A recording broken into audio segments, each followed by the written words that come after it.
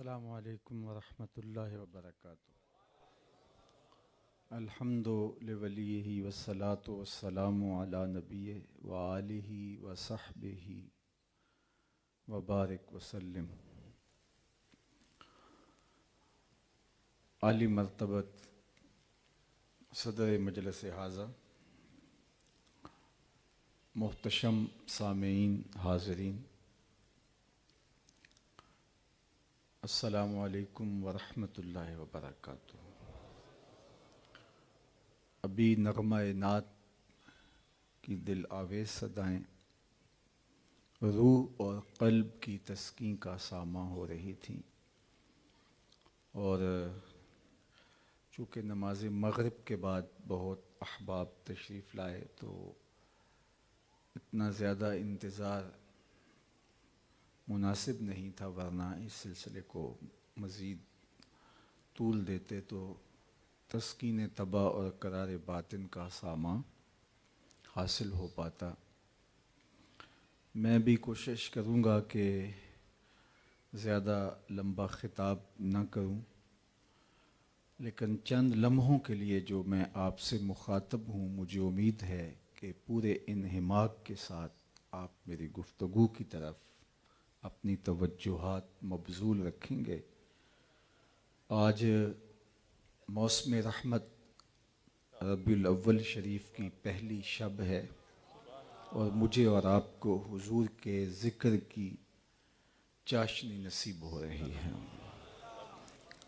جو ہی یہ موسم نور جلوہ گر ہوتا ہے تو روحیں سرشار ہونا شروع ہو جاتی ہیں، قلب فرحت پاتے ہیں، روحوں کو ٹھنڈک ملتی ہے، اس لیے کہ ان کا نام اتنا میٹھا اور دل آویز ہے۔ شیخ مہدی الفاسی مطالع المسرات شرح دلائل الخیرات میں لکھتے ہیں، حضور علیہ السلام کا ذکر سن کر جس شخص کے کلیجے میں ٹھنڈ نہیں پڑتی، اس کے سینے میں دھڑکنے والا دل کسی مومن کا دل ہی نہیں ہو سکتا۔ تو یہ تو ہمارے لیے ایک سہانا لمحہ ہے کہ ہم حضور علیہ السلام کے ذکر کی لذات سے بہرہ ہو رہے ہیں۔ اور آج محبت رسول کانفرنس کے عنوان سے منعقدہ پروگرام میں ہم حاضر ہیں۔ یہ کوئی ایسا لفظ نہیں ہے کہ جو ہم نے پہلی بار سنا ہو۔ جب سے ہوش سنبھالی ہے ہم محبت کے لفظ سے آشنا ہیں، اور محبت کے مفہوم سے تو ہوش سنبھالنے سے پہلے ہی آشنا ہیں۔ اہل سخن نے، شعراء نے، دانشوروں نے محبت کے بارے میں اتنا کچھ لکھا کہ اس کا احاطہ ممکن نہیں ہے۔ کسی نے کہا کہ کسی کے لیے رجحان قلب محبت کہلاتی ہے، کسی نے کہا کہ بہت سارے لوگوں میں کسی ایک کو ترجیح دینا محبت کہلاتا ہے۔ کسی نے کہا کہ میلان قلب، رجحان دل جس کی طرف ہو جائے اور پھر اپنی ساری توجہات کا اس کو مرکز بنا لیا جائے تو اسے محبت کہا جاتا ہے۔ علامہ اقبال علیہ رحمہ نے ایک نظم محبت کے عنوان سے بہت خوبصورتی کے ساتھ اس مفہوم کو بیان کیا کہ محبت کہاں سے آئی، اس کا وطن اور دیس کہاں ہے، اور اس عالم امکان میں یہ نور کب اترا، اور یہ کن چیزوں کا مجموعہ اور مرکب ہے، اور اس کی کرشمہ سازیاں کیا ہیں۔ تو اس نظم کا عنوان ہی محبت ہے، اور وہ بہت پہلے سے اس کہانی کو شروع کرتے ہیں۔ عروس شب کی زلفیں تھیں ابھی نا آشنا خم سے، ستارے آسماں کے بے خبر تھے لذت رم سے، قمر اپنے لباس نو میں بیگانہ سا لگتا تھا، نہ تھا واقف ابھی گردش کے آئینے مسلم سے، ابھی امکان کے ظلمت خانے سے ابری ہی تھی دنیا، ہویدا تھی نگینے کی تمنا چشم خاتم سے۔ سنا ہے عالم بالا میں کوئی کیمیا گھر تھا،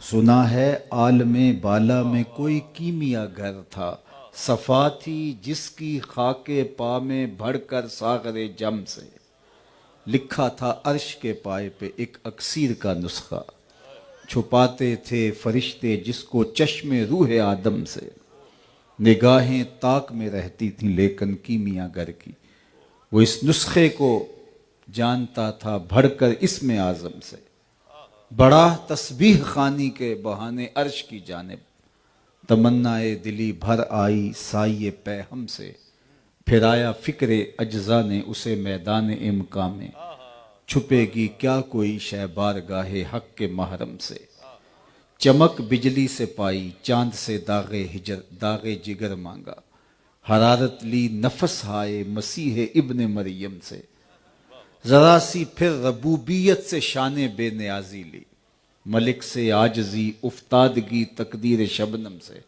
پھر ان اجزاء کو گھولا چشمائے حیوان کے پانی میں، مرکب نے محبت نام پایا عرش اعظم سے، محوس نے یہ پانی پھر ہستی نوخیز پہ چھڑکا، گرا کھولی ہنر نے اس کے گویا کار عالم سے، ہوئی جنبش ایاں ذروں نے لطف خواب کو چھوڑا، گلے ملنے لگے اٹھ اٹھ کے اپنے اپنے ہم دم سے، خرام ناز پایا آفتابوں نے ستاروں نے، چٹخ غنچوں نے پائی داغ پائے لالا زاروں نے۔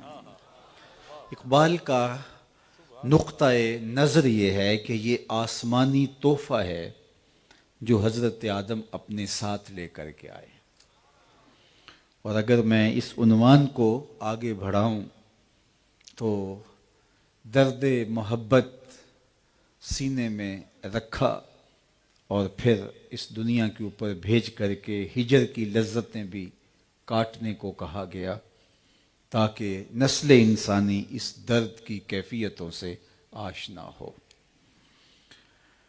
تو محبت ایک تقدس مآب جذبہ ٹھہرا، اور یہ آسمانی تحفہ ہے جس کو ہمارے جد امجد اپنے ساتھ لے کر اپنے دل میں سمو کر کے اس دنیا پر تشریف فرما ہوئے۔ تو جب یہ ہمارا ورثہ ہے، ہماری طبع کے اندر راسخ ہے، اور ہم محبت کے بغیر رہ نہیں سکتے، تو پھر ہمیں کوئی محبوب تلاش کرنا ہوگا، چونکہ جب دل ہے تو کوئی دل بر بھی ہوگا۔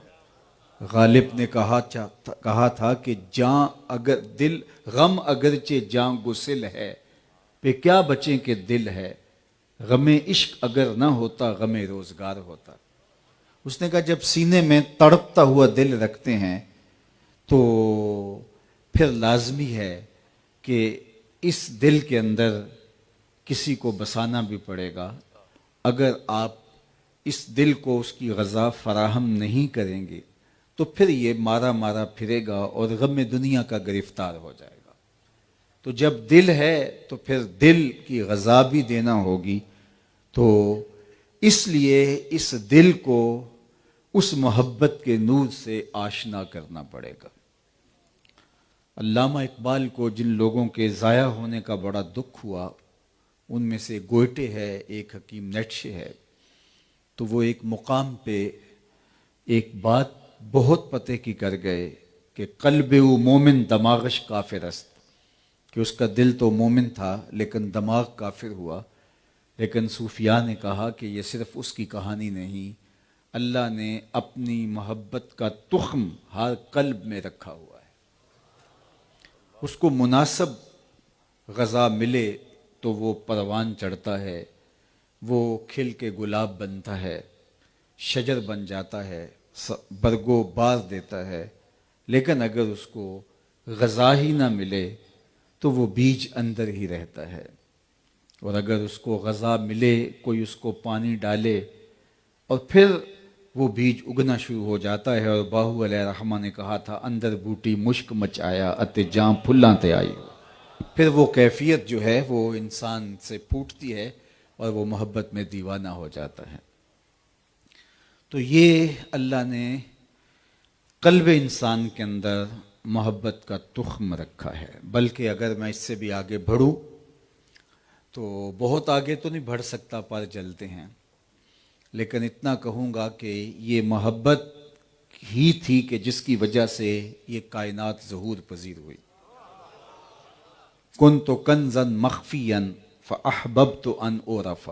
میں ایک مخفی خزانہ تھا، میں ایک پوشیدہ خزانہ تھا، مجھے کوئی جانتا نہیں تھا، کوئی پہچانتا نہیں تھا، اس لیے کوئی تھا ہی نہیں، کسی کا وجود بھی نہیں تھا، کسی کا تشخص بھی نہیں تھا. فاحببت ان اعرف، پھر میں نے خود ہی چاہا میں پہچانا جاؤں. عشق کا ذوق نظارہ مفت میں بدنام ہے، حسن خود بے تاب ہے جلوہ دکھانے کے لیے.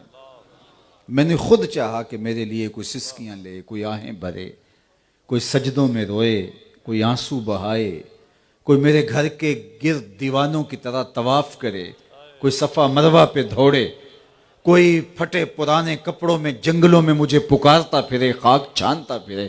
فَأَحْبَبْتُ أَنْ أُعْرَفَ، جب میں نے چاہا کہ میری معرفت ہو، میری پہچان ہو، تو پھر فَخَلَقْتُ الْخَلْقَ، تو میں نے مخلوق کو تخلیق کر دیا. اور حضرات صوفیاء فرماتے ہیں کہ پھر پہلا تعین، پہلا تشخص ذات رسالت مآب صلی اللہ علیہ وآلہ وسلم، ان کو اللہ نے اپنے جلووں سے تخلیق کیا، اور پھر اس نور سے پوری کائنات کو خلعت وجود ملا. تو یہ کائنات ہی محبت کی وجہ سے معرض وجود میں آئی، اور اگر محبت نہ ہوتی تو یہ کائنات کبھی بھی معرض وجود میں نہ آتی. پردہ اخفا میں رہتا وہ جلوہ مستور، اور کوئی اسے جاننے والا، پہچاننے والا، اس کی کوئی پوجا کرنے والا نہ ہوتا. لہٰذا اس محبت نے اس کائنات کو منصہ شہود پہ لا کر کے یہ ساری کائنات کے رنگ بھرے. تو محبت ہی کائنات کی اصل قرار پائی. اقبال نے کہا تھا محبت عشق ہی ابتدائے ذات، عشق ہی انتہائے ذات، عشق نہ ہو تو شرح و دیں بت کدا تصورات. پھر کچھ باقی بچتا ہی نہیں ہے. تو یہ بات طے ہے کہ انسان محبت کے بغیر نہیں رہ سکتا، اس کو کسی نہ کسی سے تو محبت ہوگی. تو غالب نے کہا کہ جب دل بچ ہی نہیں پاتا تو پھر اس کو کسی محبوب کے جلووں میں گم کرنا ہوگا. اب یہ طے ہے کہ محبت کے بغیر انسان رہ نہیں سکتا، تو پھر دل در بدری کی سزا کیوں کاٹے، اور پھر وہاں دل کیوں پامال ہو جہاں اس کی قدردانی نہ ہو. تو پھر دل کو وہاں لگنا چاہیے جہاں اس دل کی قدر بھی پہچانی جائے. میں ایک سادہ تمثیل سے ایک بہت بڑی حقیقت احباب کو سمجھایا کرتا ہوں، اور وہ یہ کہ گاڑیوں کے پیچھے انواع و اقسام کے جملے لکھے ہوتے ہیں. کچھ تو دکھی کر دیتے ہیں، کچھ ایسے ہیں کہ بندہ دیر تک ہنسی نہیں روک پاتا، کچھ سوچنے پہ مجبور کرتے ہیں، کچھ بہت ذو معنی ہوتے ہیں. تو ایک جملہ لکھا ہوتا ہے صنم بے وفا. تو میں نے دوستوں سے پوچھا جو میرے ہمراہ تھے کہ یہ کیا لکھا ہے، تو انہوں نے کہا جناب آپ بھی تو پڑھ رہے ہیں تو آپ کچھ بتائیے. میں نے کہا کسی نے کسی سے پیار کیا ہوگا، پھر اس نے بے وفائی کر دی. تو یہ تحریری احتجاج ہے، یہ اپنے محبوب کی بے وفائی کی دہائی دے رہا ہے. میں نے کہا صاحب تو نے پیار اس سے کیا جس نے بے وفائی کر دی. تجھے ایک چوکھٹ بتاؤں، جب وہ ہاتھ پکڑتے ہیں تو حشر کے دن بھی نہیں چھوڑتے. ان سے محبت کا ربط جوڑو، ان سے عشق کا تعلق قائم کرو کہ جو عشق کی ریت نبھانا جانتے ہیں، جو ہاتھ پکڑتے ہیں تو پھر حشر کے دن بھی نہیں چھوڑیں گے. ان سے محبت کا ربط و رشتہ قائم کرو. اور دوسری بات میں یہ بتاؤں کہ دنیا کی محبتیں اچھے بھلے انسان کو رسوا کر کے رکھ دیتی ہیں. غالب نے کہا تھا کہ عشق نے غالب نکما کر دیا، ورنہ ہم بھی آدمی تھے کام کے. اب وہ کون سا عشق ہے جو اچھے بھلے انسان کے پلے کچھ نہیں چھوڑتا، منہ دکھانے کے لائق نہیں رہتا. پھرتے ہیں میر خار کوئی پوچھتا نہیں، اس عاشقی میں عزت سادات بھی گئی۔ وہ عشق جو عزت سادات کو بھی لے ڈوبتا ہے، میں اس عشق کی کہانی نہیں سنا رہا جو کیس کو مجنوں اور دیوانہ بنا دیتا ہے اور وہ گلیوں کی خاک چھانتا ہے۔ میں اس عشق کی کہانی آج کے اس اسٹیج پہ نہیں چھیڑ رہا، میں اس عشق کی کہانی چھیڑ رہا ہوں جو بلال کو عظمتوں کی اس معراج پہ بٹھاتا ہے کہ جس بلال کو کوئی پاس بٹھانے کے لیے تیار نہیں ہوتا، حضور معراج سے پلٹتے ہیں اور پوچھتے ہیں بلال کون سا عمل کرتا ہے، میں تیرے قدموں کی آہٹ جنت میں سنی۔ یہ بندہ نواز عشق ہے، یہ سرخرو عشق ہے، یہ پستیوں سے اٹھا کے اوج ثریا کی بلندیوں تک پہنچا دیتا ہے۔ میں اگر آپ سے پوچھوں کہ جس زمانے میں میرے حضور تشریف لائے اس زمانے کے خاقان کا نام کیا تھا، تو شاید آپ میں سے کوئی نہ بتا سکے سوائے اس کے کہ جس کا تاریخ سے بہت گہرا شغف ہو۔ چلو میں یہ پوچھتا ہوں، جس زمانے میں میرے حضور تشریف لائے تھے اس زمانے کے کیسر کا نام کیا تھا؟ اس دور کی سپر طاقت تھی رومن امپائر، اس کے حکمران کا نام کیا تھا؟ شاید کیسر روم کا نام بہت کم لوگ بتا سکیں۔ اچھا، اس دور کی دوسری بڑی طاقت کسرا ایران کا نام کیا تھا؟ اس دور کے کسرا کا نام کیا تھا؟ تو شاید یہ بھی بہت تھوڑے لوگ بتا سکیں۔ اور اگر میں اس مجلس میں موجود سب سے کم عمر بچے سے پوچھوں کہ میرے حضور کے مؤذن کا نام کیا تھا؟ شہنشاہوں کے نام تو زمانے کو بھول گئے، کج کلاہوں کے نام تو زمانے کو بھول گئے، لیکن میرے حضور کے بلال کا نام زمانے کو کبھی نہیں بھولا۔ علامہ اقبال علیہ رحمہ عمومی طور پہ تخلص اقبال ہی کرتے تھے اور یہ استعمال بھی نہیں کرتے تھے، لیکن کبھی کبھی انہوں نے تخلص کو استعمال کیا ہے، تو ذرا ان کا ایک رنگ دیکھیے۔ اقبال یہ کس کے عشق کا فیض عام ہے؟ اقبال یہ کس کے عشق کا فیض عام ہے؟ رومی فنا ہوا حبشی کو دوام ہے۔ رومی شہنشاہ اس دور کی سپر طاقت، لیکن آج زمانہ اس کا نام بھی نہیں جانتا، اور دنیا کے جس کونے پہ بھی چلے جاؤ بلال حبشی کے نام کی مسجد ضرور ملے گی آپ کو۔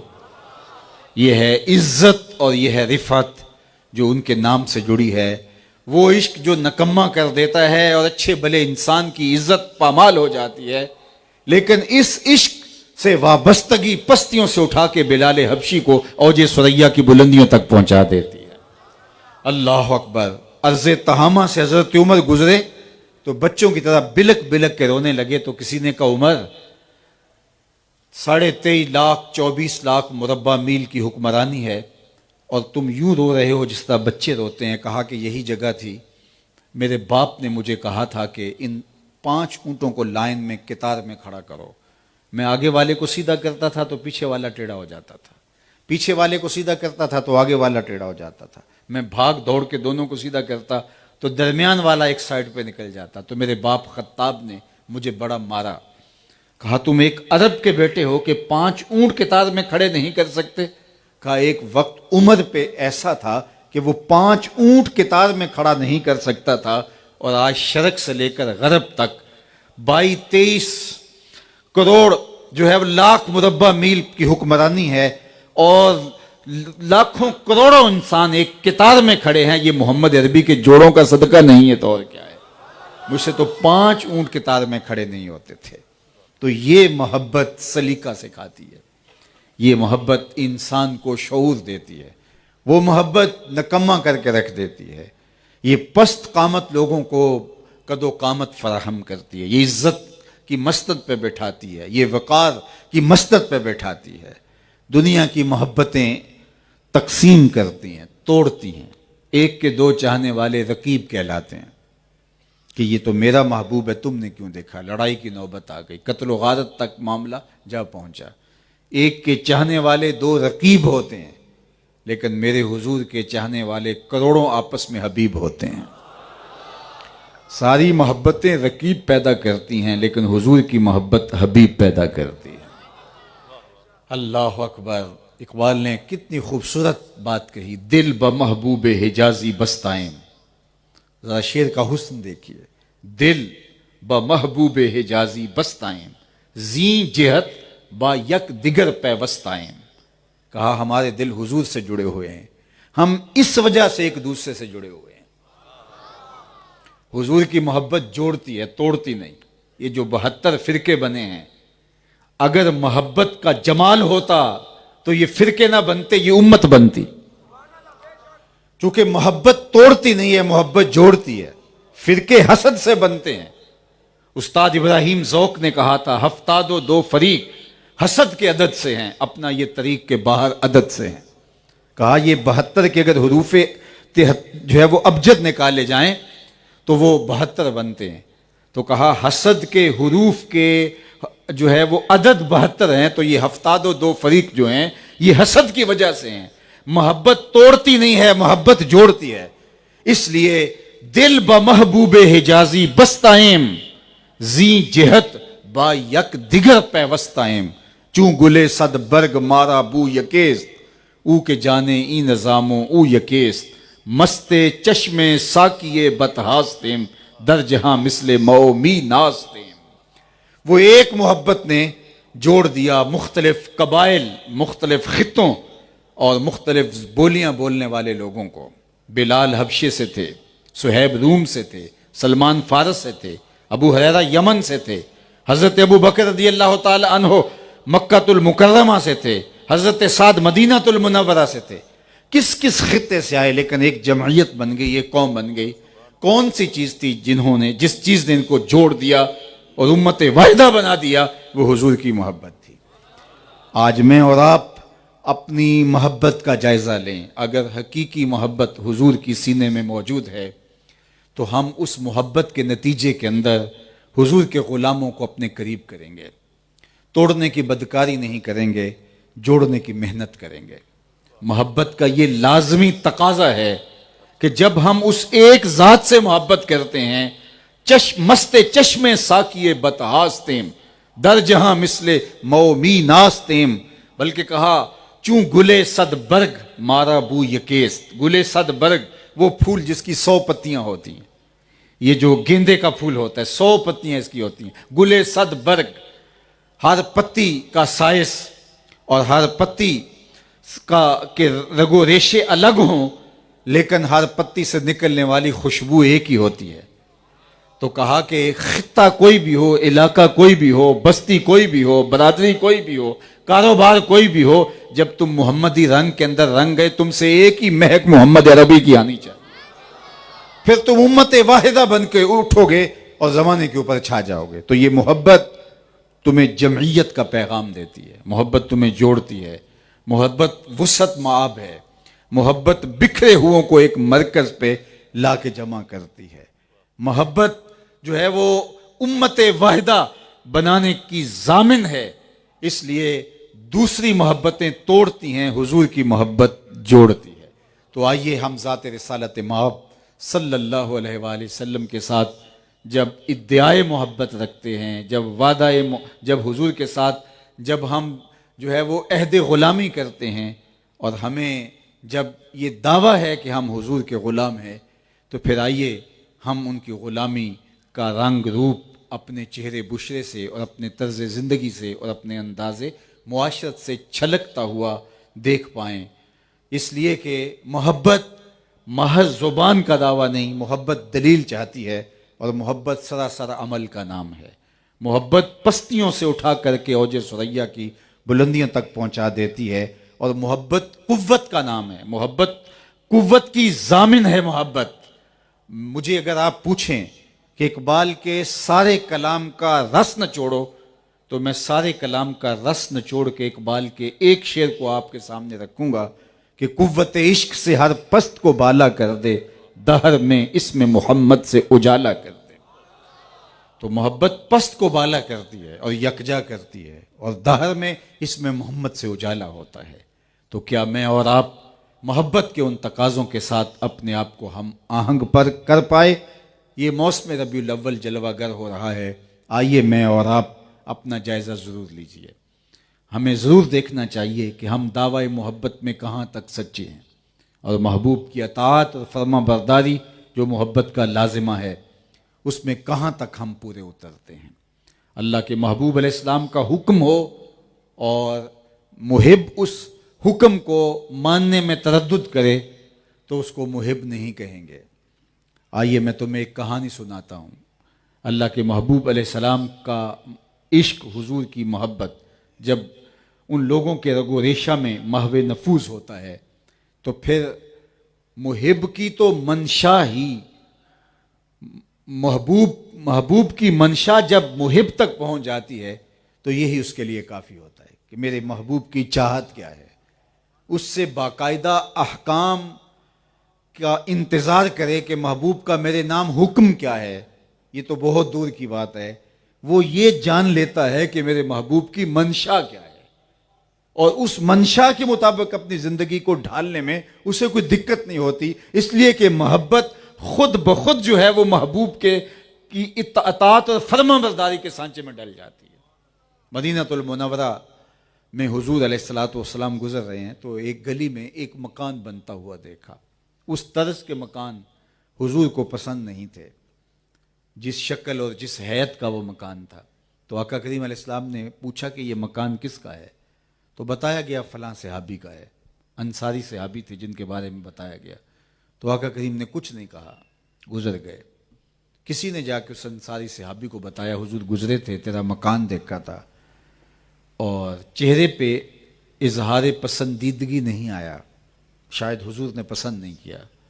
2-4 دن بعد دوبارہ حضور علیہ السلام کا ادھر سے گزر ہوا تو دیکھا ملبے کا ڈھیر پڑا ہوا ہے۔ تو آقا کریم نے فرمایا، وہ بلاؤ سے بلایا گیا، فرمایا میں گزرا تھا، تیرا مکان دیکھا تھا، اور آج میں دیکھ رہا ہوں کہ ملبے کا ڈھیر ہے، اور اس بات کو بھی 2-3 دن گزرے ہیں۔ تو اس نے کہا حضور میں نے گرا دیا ہے۔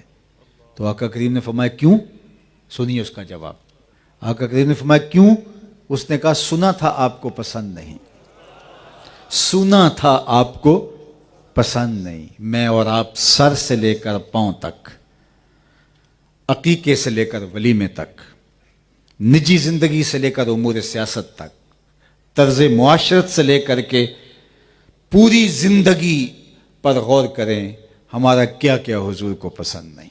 ہمیں اچھی طرح پتہ ہے ہمارا کیا کیا حضور کو پسند نہیں، لیکن ہم آنکھیں بند کر لیتے ہیں۔ محمد دی زیارت محمد دے رنگ وچ اے ٹھگ بازیاں جانے پیارا محمد۔ اقبال نے کہا تھا چوں بنا میں مصطفیٰ خانم درود، از خجالت آب می گردد وجود، عشق می گوئے کہ محکوم غیر، سینائے تو از بتا مانند دیر، تا نداری از محمد رنگ و بو، از زبان خود میالہ نام او۔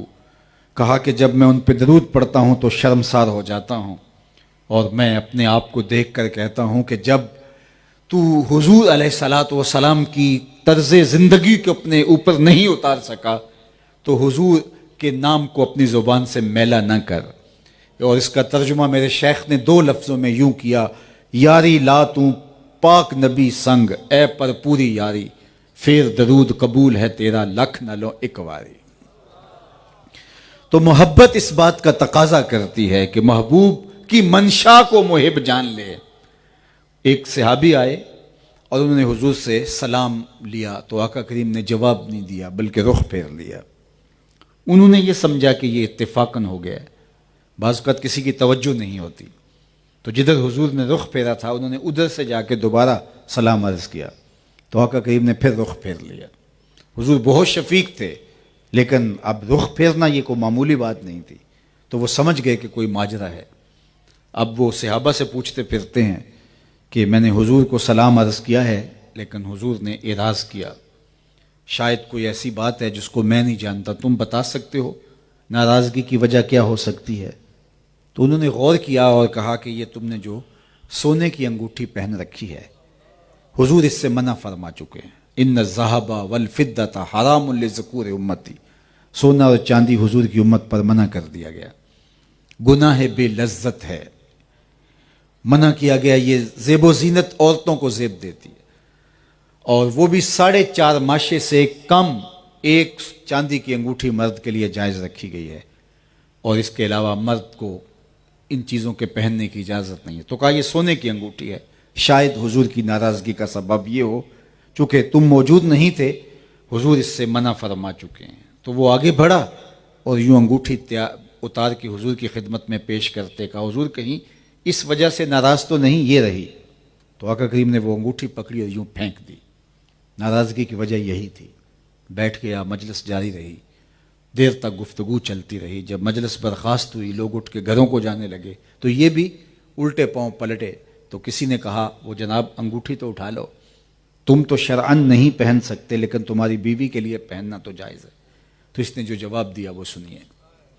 تو اس صحابی نے کہا واللہ لا آخذہ ابدا وقد طرحہ رسول اللہ صلی اللہ علیہ وآلہ وسلم۔ اس نے کہا اللہ کی قسم میں اس انگوٹھی کو کبھی بھی نہیں اٹھاؤں گا جس کو میرے حضور نے پھینک دیا ہے۔ میں اور آپ اپنی زندگی میں اتریں اور دیکھیں کہ ہم کوئی ایسی رسم تو اپنے ساتھ نہیں جوڑے ہوئے جس کو حضور نے پھینک دیا، کوئی ایسی عادت تو اپنے گلے نہیں لگائے ہوئے جس کو حضور نے پھینک دیا، کوئی ایسے اخلاقیات تو ہمارے ایسے نہیں ہیں جن کو حضور نے پھینک دیا ہو، کوئی انداز معاشرت ایسا تو نہیں ہے جس کو حضور نے پھینک دیا ہو۔ اور اگر ہمارے ساتھ ایسی بہت ساری چیزیں جڑی ہیں جس سے حضور نے بیزاری کا اظہار کیا ہے اور ہم ان کو اختیار کرتے ہیں اور سمجھتے ہیں کہ ہم بہت بڑے محب رسول ہیں، تو سوالیہ نشان ہمارے اوپر کھڑا ہوتا ہے کہ ہم کھڑے کہاں ہیں۔ تو محبت تو حکم تو دور کی بات ہے، محبوب کا حکم آنا اور محبوب کا فرما دینا وہ منشا ہی کافی سمجھتا ہے، یہ محبت کا تقاضا ہے اور یہ محبت کے لوازمات سے ہے۔ تو کہا واللہ لا آخذہ ابدا وقد طرحہ رسول اللہ صلی اللہ علیہ وآلہ وسلم، جس کو میرے حضور نے پھینک دیا ہے اس کو کبھی بھی میں نہیں اٹھا سکتا۔ تو آئیے میں اور آپ محبت کے اس روپ کو اختیار کیجئے، محبت کے اس رنگ کو اختیار کیجئے، اپنے انداز زندگی پہ غور کیجئے۔ بہت زندگی بیت گئی، 60 سال 50 سال 20 سال 50 سال، بہت نیڑے ہے قبر۔ ہم اللہ کے حضور پیش ہونے والے ہیں، اس کے رسول کے سامنے بھی ہم نے حاضر ہونا ہے، قبل اس سے کہ وہ وقت آئے کوئی حجت باقی نہ رہے۔ پھر انسان کہے تھوڑی سی تو زندگی تھی، اللہ اس کے رسول کے بتائے ہوئے طریقے کے مطابق بھی گزار کے آ سکتا تھا، میں نے کیوں نہیں گزاری؟ لیکن پھر پچھتانے سے کیا فائدہ؟ آج کا پچھتاوا کل کی بہتری کی ضمانت ہے، کل کا پچھتاوا سوائے حسرت بڑھانے کے علاوہ اور کچھ نہیں ہوگا۔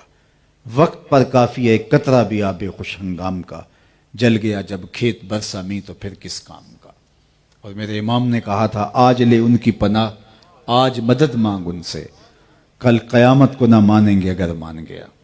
تو آج مجھے اور آپ کو اپنے اوپر غور کرنا ہوگا، سویر سے لے کر شام تک اپنی زندگی کو اپنے سامنے رکھ کے اس کو پرکھنا ہوگا، اپنی راتوں کو، اپنے شب و روز کو، اپنے کاروبار کو، اپنے انداز معاشرت کو، اپنے طرز زندگی کو، اپنے رویوں کو، اپنے اخلاقیات کو، اپنی زندگی کے ایک ایک گوشے پر نظر ڈالنا ہوگی کہ میرے پیارے محبوب علیہ السلام کا اس حوالے سے کیا حکم ہے، کیا منشا ہے اور شریعت کا کیا تقاضا ہے اور میں کہاں کھڑا ہوں۔ تو اگر ہم اپنے آپ کا محاسبہ کر کے اپنی زندگی کو ان خطوط پہ لے آتے ہیں تو ہمارا میلاد میں آنا حضور علیہ السلام کی خوشنودی کا باعث بن سکتا ہے۔ ورنہ ہم اگر ساری رات بھی کھڑے ہو کے درود پڑھتے رہیں اور حضور کے بتائے ہوئے طریق کے مطابق چلنے کے لیے آمادہ نہ ہوں تو پھر ہم کسی سے نہیں، خود سے سوال کیجئے ہم کھڑے کہاں ہیں اور ہماری زندگی کس سمت جا رہی ہے۔ آقا کریم نے وضو فرمایا اور وضو کا پانی صحابہ نے زمین پہ نہیں گرنے دیا بلکہ وہ صحابہ کے ہاتھوں پہ آ گیا اور انہوں نے اپنے چہروں پہ مل لیا۔ تو جب انہوں نے حضور کا غسالہ وضو کا گرا ہوا پانی اپنے ہاتھوں پہ لے کے اپنے چہروں پہ مل لیا تو آقا کریم علیہ السلام نے صحابہ کے اس محبت بھرے عمل کو دیکھ کے فرمایا کہ ما حملکم علی ھذا، صحابہ مجھے بتاؤ تمہیں اس چیز پر کس نے آمادہ کیا ہے؟ میں نے تو حکم نہیں دیا، اپنے وضو کے گرتے ہوئے پانی کو تم ہاتھوں پہ لے لو اور پھر اپنے چہروں پہ مل لو، یہ تمہارا عمل ہے، اس کا حکم میں نے تمہیں نہیں دیا لیکن تم نے یہ عمل کیا۔ ما حملکم علی ھذا، تمہیں اس بات پر کس چیز نے ابھارا؟ تو صحابہ نے جو جواب دیا وہ سنیے، انہوں نے کہا حب اللہ و رسولہ، اللہ اور اس کے رسول کی محبت نے۔ حضور کا پیار ہمیں اس بات کا تقاضا کرتا ہے کہ ہم آپ کے بدن سے چھوا ہوا پانی بھی زمین پر نہ گرنے دے، وہ ہمارے ہاتھوں پہ آئے اور ہمارے چہرے کا غازہ بنے اور ہماری آنکھوں کا سرما بنے اور ہم اپنے چہرے پہ، اپنے سینے پہ، اپنے بدن پہ ملیں۔ یہ ہے آپ کی محبت، جس محبت نے ہمیں اس بات کی طرف ابھارا کہ ہم اس پانی کو زمین پر نہ گرنے دیں۔ حضور علیہ السلام نے اس کی نفی نہیں کی، لیکن ایک اور بات ارشاد فرمایا جو یہ چاہتا ہے کہ اللہ اس کے رسول سے پیار کرے اور اللہ اس کا رسول اس سے پیار کرے، اس کو چاہیے اپنے ہمسائے سے سلوک اچھا کرے۔ جب وہ کسی سے عہد کرے تو اس عہد کو پورا کرے۔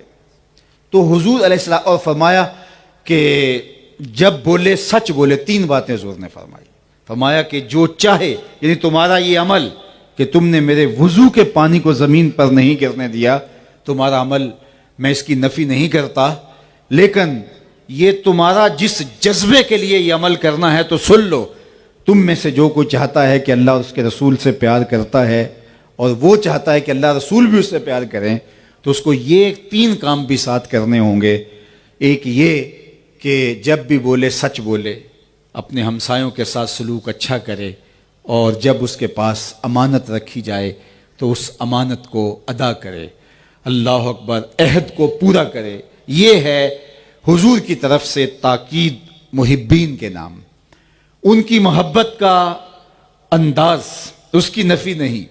آج میں اور آپ اپنی محبت کے جو بھی رنگ، آہنگ اور ڈھنگ اختیار کرتے ہیں، یقیناً یہ آقا کریم کی محبت کی وجہ سے ہی پیدا ہوتے ہیں، لیکن حضور علیہ السلام کا یہ فرمانا اس لیے تھا کہ محبت کے ایک پہلو کو لے کر کے کہیں میری شریعت کو اور اخلاقیات کو نظر انداز نہ کر بیٹھو۔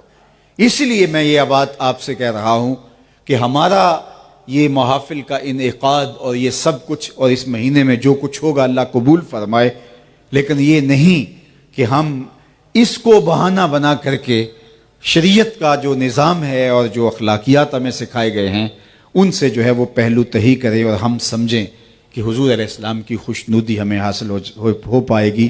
حضور علیہ السلام کی خوشنودی حاصل کرنے کے لیے آقا کریم کے دیے گئے نظام حیات کو، نظام زندگی کو اپنے روحوں کے اندر، اپنے قلوب کے اندر، اپنے اندر جذب کرنا ہوگا۔ میرے وعدے پہ نہ رہیے، میں بہت اچھا خطیب ہوں اور آپ کو مبہوت کر دیتا ہوں اور آپ کو اس بات پہ مطمئن کر کے گھر بھیجتا ہوں کہ تم حضور کی محفل میں آ گئے ہو، اب تم بخشے ہوئے ہو، اب کوئی ضرورت نہیں ہے تمہیں کچھ عمل کرنے کی۔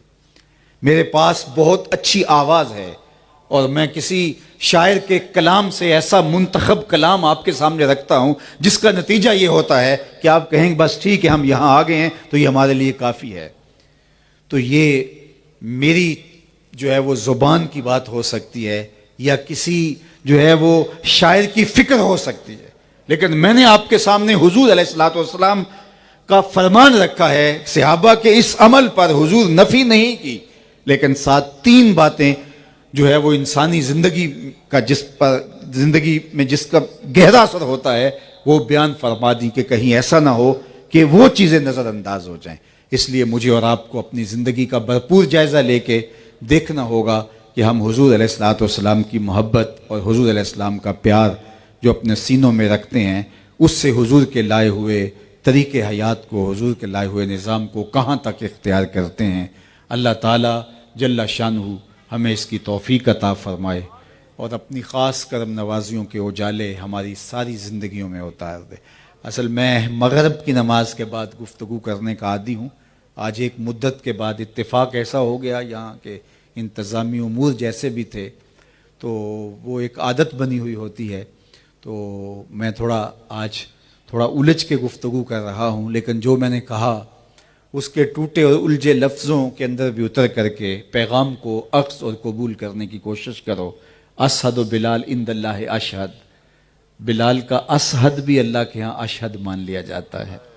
تو ان شکستہ لفظوں کے دامن سے نچڑتے ہوئے جذبوں کو کشید کر کے اپنی روحوں میں اتار لو، اور کوشش ہماری یہی ہونی چاہیے کہ حضور کے پیار میں تڑپیں، جانے دیں، قربان ہو جائیں، اپنی ایک ایک سانس ان کے نام لگا دیں، لیکن ان کے لائے ہوئے نظام زندگی کو، ان کی شریعت کو، جس کے لیے انہوں نے دکھ سہے، تکلیفیں سہی، وہ ہمارے عمل، رویے، چہرے بشرے انداز حیات سے دکھائی دے۔ میرے استاد فرمایا کرتے تھے یہ نہ ہو کہ لوگ تمہیں پوچھے تم کون ہوتے ہو اور تمہیں بتانا پڑے صاحب ہم مسلمان ہوتے ہیں، یہ دیکھو مذہب کے خانے میں اسلام لکھا ہوا ہے۔ آپ فرمایا کرتے تھے نہ کسی کو پوچھنے کی نوبت آئے، نہ تمہیں بتانے کی ضرورت پڑے، تمہاری وضاقتہ طرز زندگی انداز معاشرت ایسی ہونی چاہیے تم دور سے چلے آ رہے ہو، لوگ کہیں وہ دیکھو حضور کا غلام آ رہا، نور آنکھوں میں تو چہروں پہ اجالے ہوں گے، مصطفیٰ والوں کے انداز نرالے، دنیا میں بھی ان کے دم سے مقدر چمکا، محشر میں بھی ان کی رحمت کے حوالے ہوں گے۔